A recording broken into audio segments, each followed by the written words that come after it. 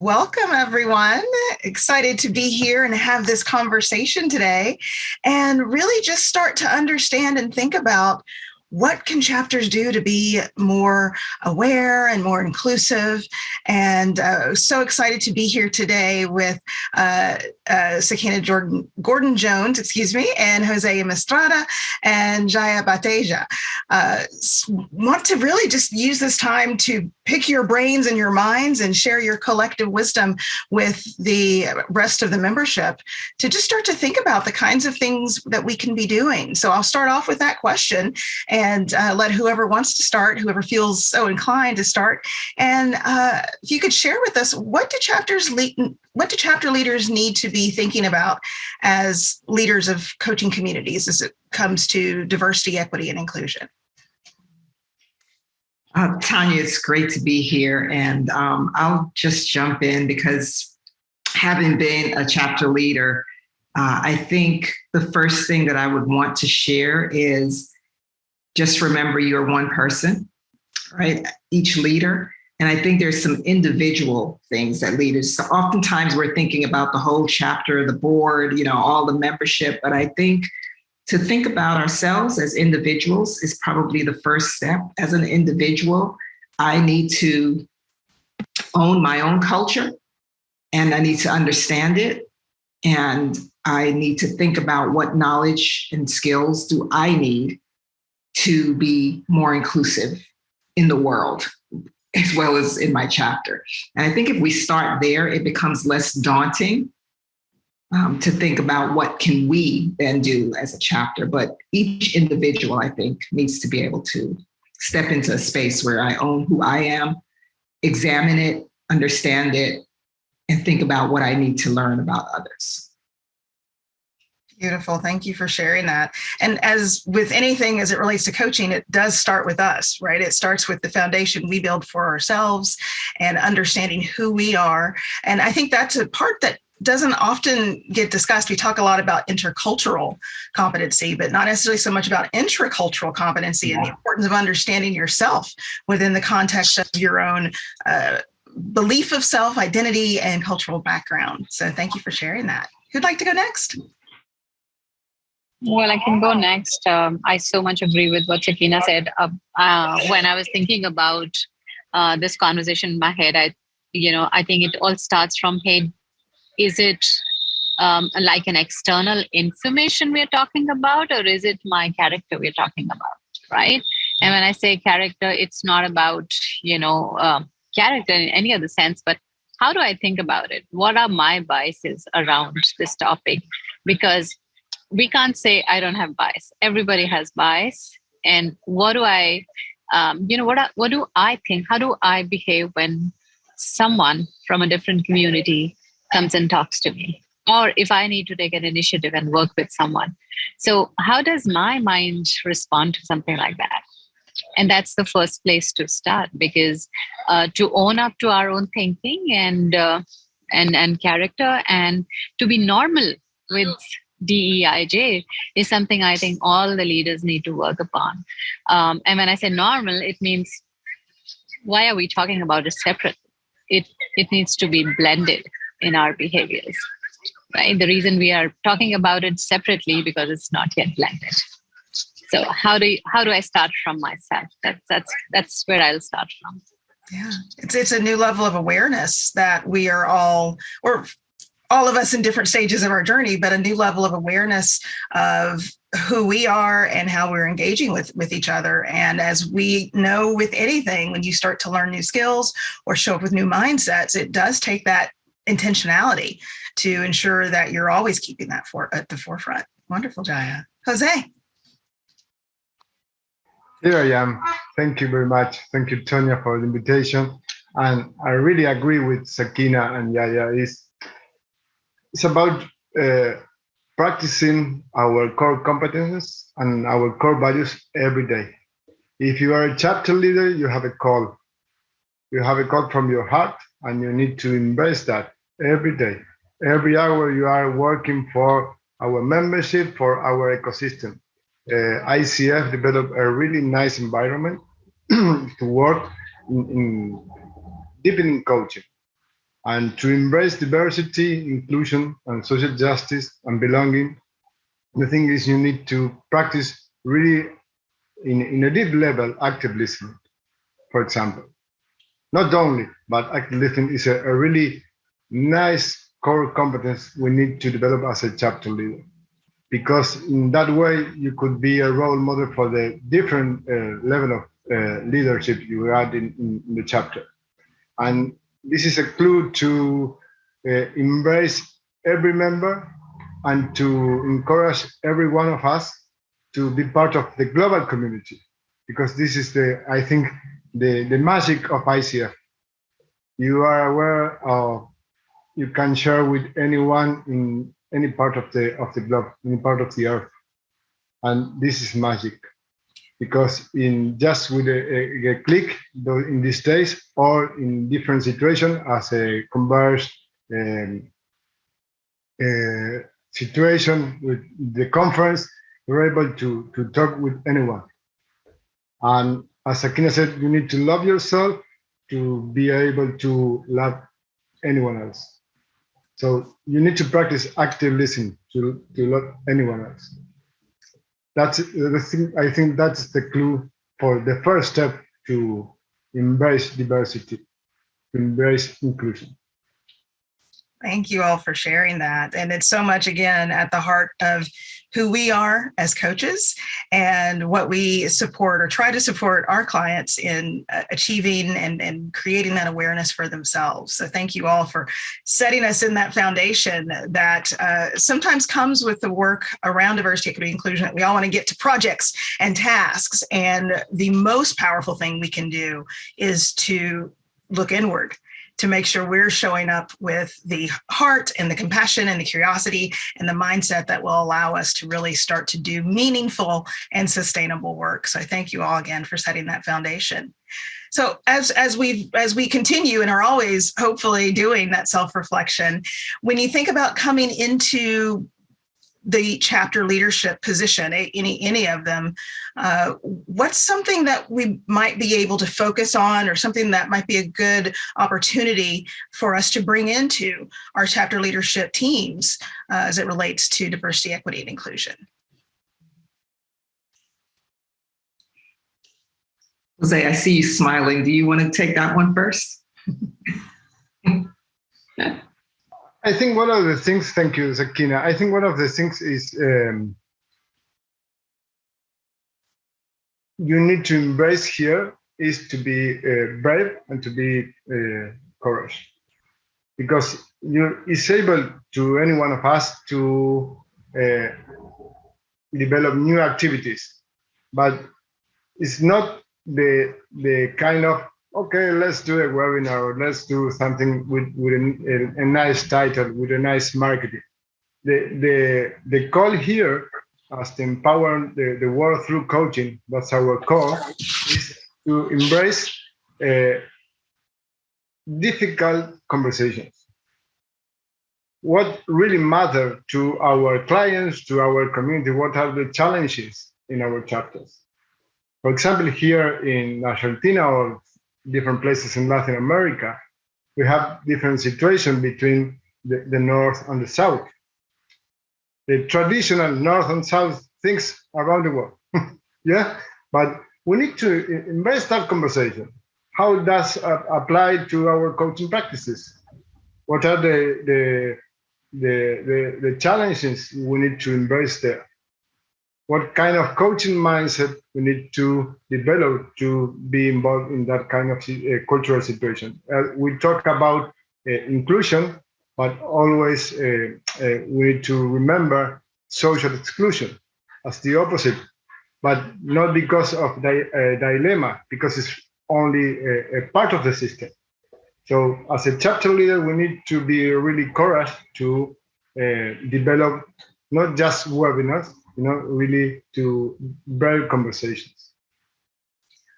It has just as much impact on the context of what is there, as well as what isn't there, what's omitted can be just as powerful. As you said, exclusions, and the exclusions sometimes are even more challenging because we don't necessarily consciously have an awareness that they're even being excluded. So I love this connection you made, Jose, as we move from the individual inward reflection. Now it's more almost the organizational chapter level reflection of who are we?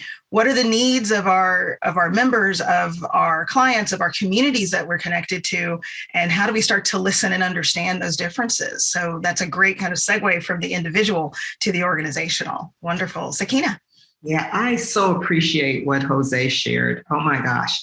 To think about our communities in that broader sense, I think every chapter leader needs to remember, you're not just running a little organization, you are a catalyst for something bigger than the chapter. All of the coaches within your chapter are touching communities. And so I love that context that he brought us to.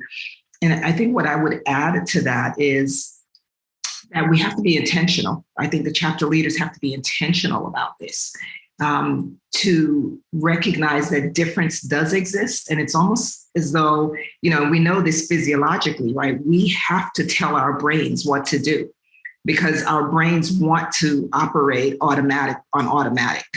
And if we do, we won't talk about the things that we need to talk about. So I love that Jose said courage, because to go there, we need courage, and the courage to say, let's talk about how we are different. Before we start developing programs, we need to understand who are we developing those programs for? What is it that they need? So this idea, if I go back to Jose saying, think about what we do as coaches, it's coming back to how do we communicate empathetically, right? As coaches, who are we serving? Who are we touching? And how are we different? And I think if we seed it with that first and are open to it, then everything else that we begin to do, the policies, everything that we put into our bylaws will become reflective of what we have learned about ourselves and our community. Yeah, there's always sometimes this pressure of, I can't have these conversations until I have an answer. But the reality is you can't have an answer until you have the conversations, until you start to look at that landscape and have the courage, as you said, to hear those things, the opportunities and the challenges to actually start to make some difference, that we don't show up with the end product. We create the end product together collectively. So beautiful from both of you. Jaya, jump in here.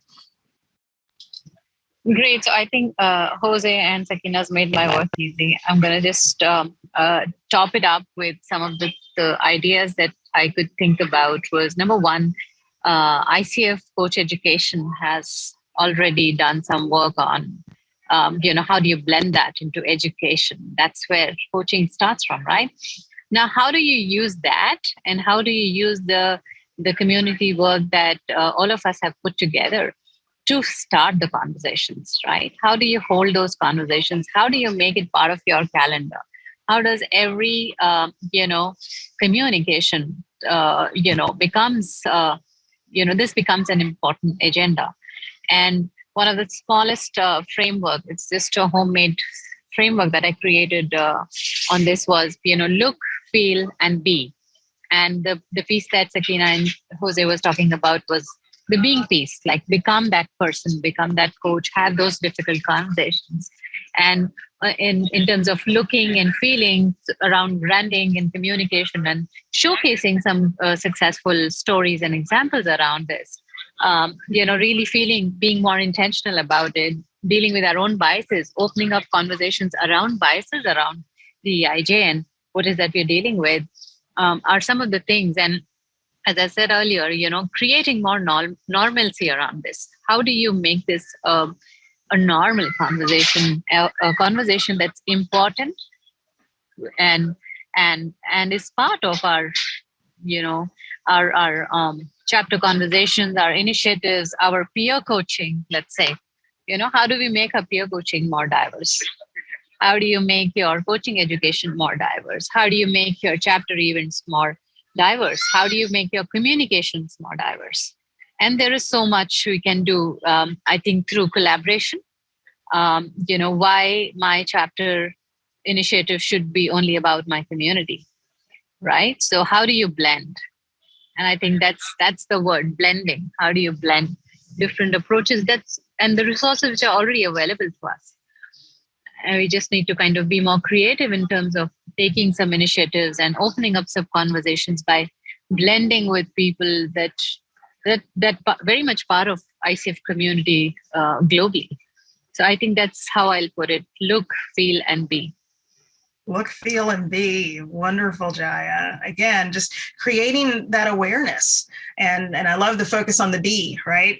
We focus a lot on the doing. And for some people, unfortunately, the appearance and the visibility of the doing. And until we really connect to the being, it's not going to have the impact that we want to have and the effect on others.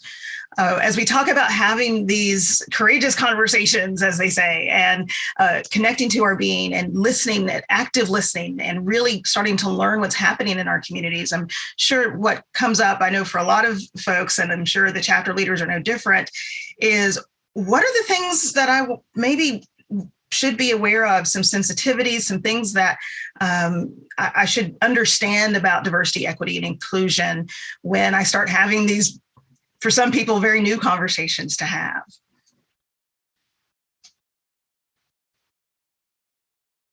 I'll let anyone start who wants to. Yeah, so I will, I'll jump in here, Tonya. I think our mindset becomes important. It's almost as though we can't leave the being part. So I'm really glad that Jaya brought that in. So I think about it, it might be the way to not lose it in this space when, we can get overwhelmed. But if we sort of think about this as a body, right? My being will inform my doing, and my doing will sort of guide my having, right? So who do I need to be? Then what do I need to do individually and as a chapter?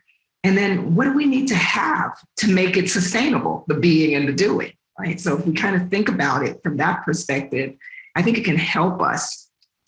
When we think about what we need to do to sustain this, it really is about embedding what we are learning into the way we show up and the things that we do.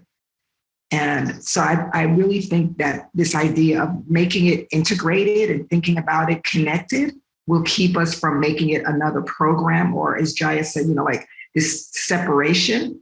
And let's keep it unified so that it comes authentically. It comes more naturally. And I think to be able to do that, what we need to have is a learner mindset as a leader, right? One of my mentors told me this many years ago on my journey, and it served me all through my career. And he said, Sackeena, all that you know is what you've learned. Right? And I don't care what degree you have, all that you know is what you've learned, and you haven't learned all there is to know. Right? So it's a balance between competence and humility, right? I know what I know, but I don't know everything. And if I come to it with that learner mindset, then I'm opening myself and my chapter to learning and being a learning community. And I think that will go a long way in helping us to integrate this. Yeah. And with that learning, meaning that I'm going to mess things up occasionally. I'm going to say things I didn't know, or maybe not appropriate, or forget things that should be included. When we talked earlier, Jose, about the omissions and who's being excluded, knowing that you're going to come in and make mistakes because you are learning. That's kind of what I'm picking up from you around that. How does that resonate for you based on what you just shared, Sackeena? Yeah, absolutely. Right. Absolutely. The way we grow is by learning, right? If we were afraid to fall, we would never walk as a toddler. Right. So we're going to fall many times, but then we're going to get so good at it that it's unconsciously competent. So yes, it's a cycle. Yeah. Sometimes those bumps and bruises are ways that we're like, oh, learn that lesson. And now I know that. And then I can move that forward. Jose or Jaya, what are thoughts you want to share around this awareness and sensitivities we might want to look out for? Yeah, I want to jump in, just adding here.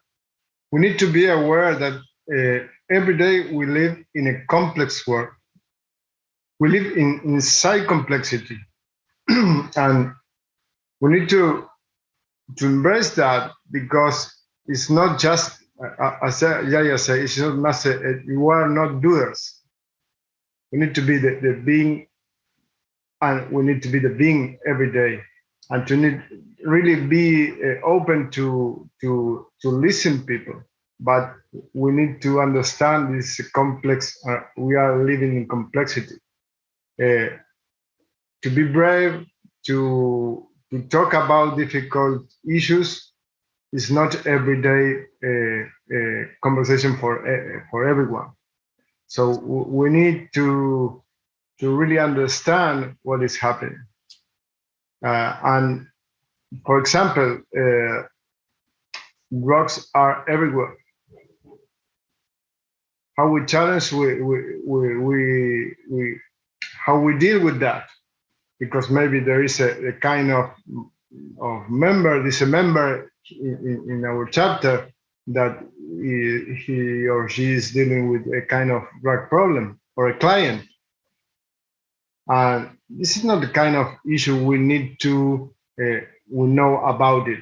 But the opportunity here, and ICF is working so hard, is, for example, in the Thought Leadership Institute, is bringing in different kind of experts to talk about different things, to design not just the future, just the present of the coaching profession. And we need to be aware of that, how the complex world with different polarizations about just black or white, never in the middle. We need to talk about that things.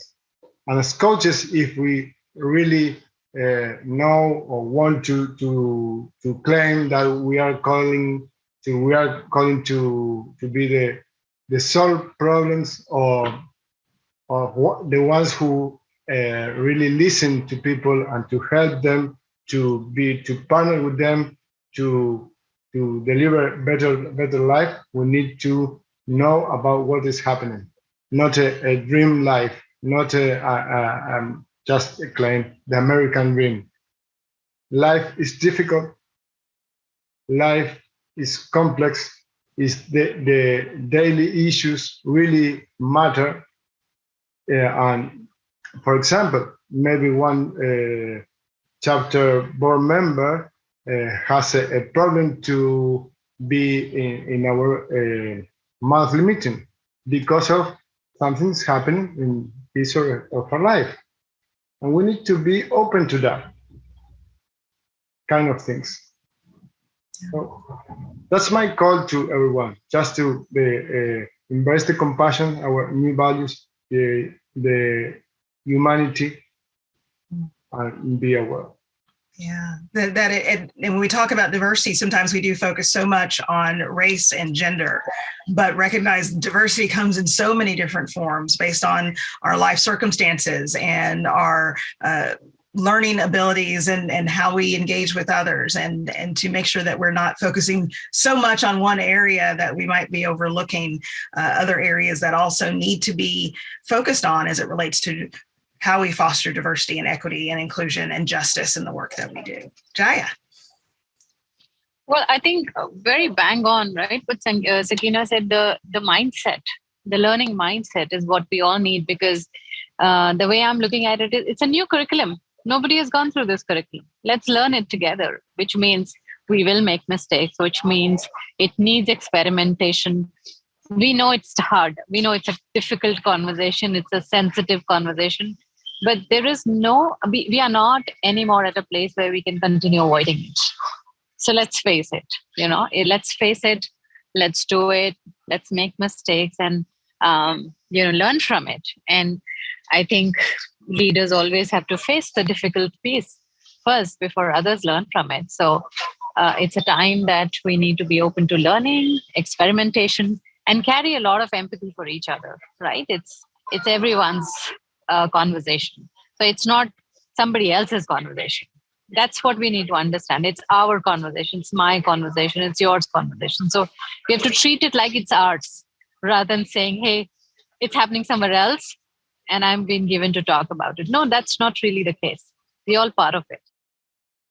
No, that is so true. It is everyone's work because it impacts all of us and it comes from all of us, and that importance around mindset and awareness, because one of the things that we get to, especially folks who are further along in trying to have these conversations, is, well, what do I say when this happens? Or what do I say when that happens? And the reality is there is no answer. There is no magical answer of how do I deal with someone who's coming in expressing a bias or with a limiting view of another perspective. And the answer is, as you all have shared around mindset and your presence and the empathy and compassion, is to show up in that moment, be ready to have the conversation, the courage to have the conversation, the mindset to have the conversation, and knowing that you're part of the conversation. This is not something that gets passed off to someone else. And be in that moment with that person. And again, I'm sure you all have encountered that as well. It's like, but what do I do? And it's like you show up. You show up and you engage with people and try to understand their perspectives and help, hopefully, especially as chapter leaders, educate and engage others and find resources to help support that learning and that knowledge to enhance our mindsets and to grow. So as we start to wrap up here today, I want to have each of you share with us what's an opportunity or two you feel that our chapter boards and our chapter members have to continue to advance this work of diversity, equity, and inclusion.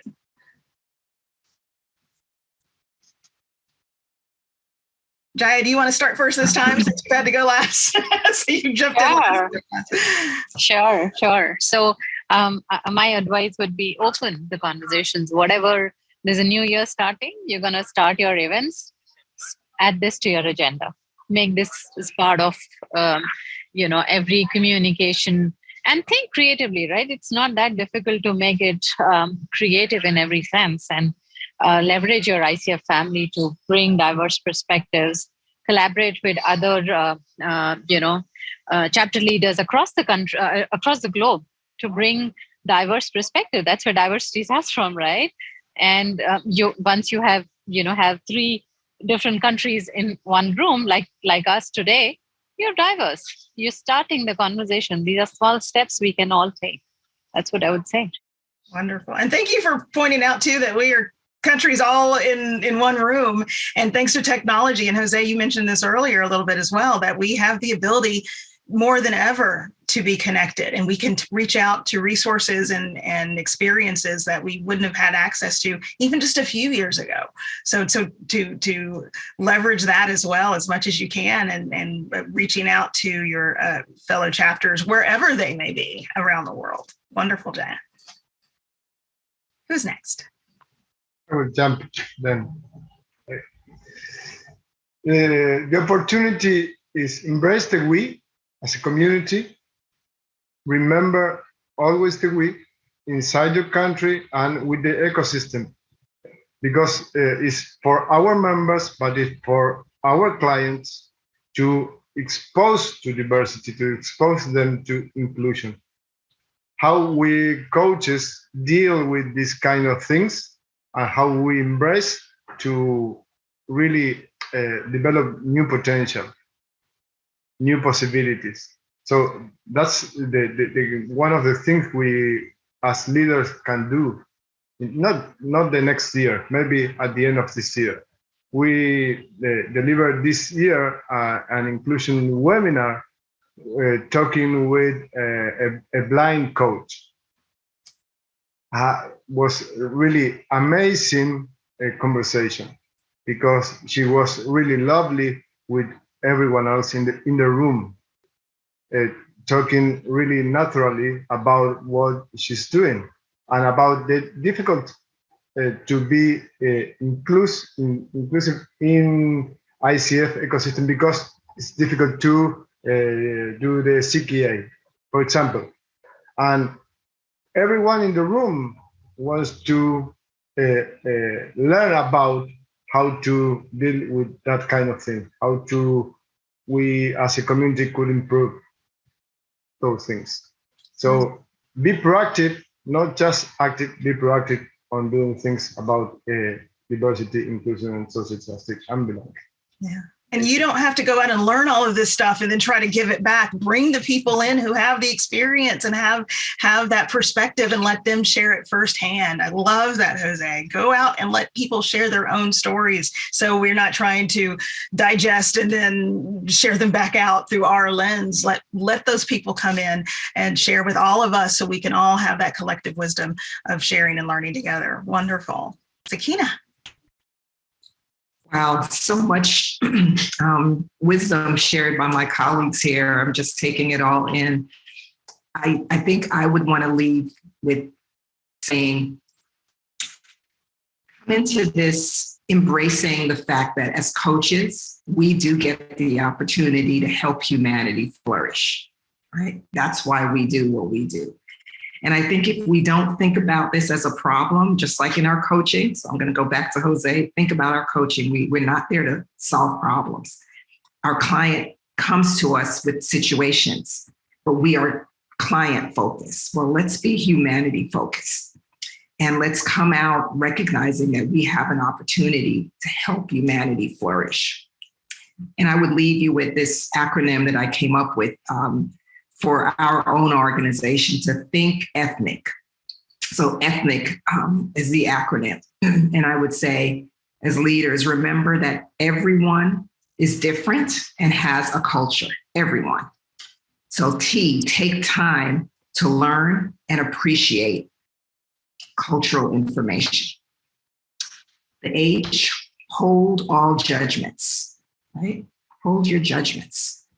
And notice the differences and seek out understanding. The I, integrate the cultural approaches and resources and policies that you need to make as appropriate based on everything you're learning. And then C, co-create strategies that foster equity and inclusion. That's what I offer.